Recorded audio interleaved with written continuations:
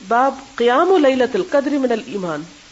لیلۃ القدر کو کھڑے ہونا، قیام کرنا، شب بیداری کرنا، نماز پڑھنا من الایمانی ایمان کا حصہ ہے، یعنی اس کی بھی استطاعت اور طاقت اسی کو نصیب ہوتی ہے جس کے اندر ایمان ہو،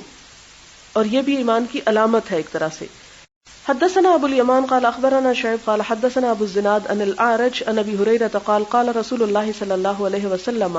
من یقم، جو کھڑا ہوا، جس نے قیام کیا، لیلۃ القدر، لیلۃ القدر کو، ایماناً ایمان کے ساتھ، و احتساباً اور احتساب کے ساتھ، یعنی ثواب کی نیت کر کے، غفر لہ بخش دیے گئے اس کے ما تقدما جو پہلے ہوئے، من ذنبہ ہی اس کے گناہوں میں سے، یعنی ریاکاری نہیں، خالصتاً اللہ کی رضا کے لیے اور پورے ایمان اور اعتماد اور یقین کے ساتھ جب وہ اللہ کے حضور حاضر ہوا، کھڑا ہوا، تو اس کے گناہ معاف کر دیے جائیں گے. اور یہ ایمانن کا لفظ یہاں کیا ظاہر کرتا ہے کہ لیلۃ القدر کا قیام ایمان کی علامت ہے.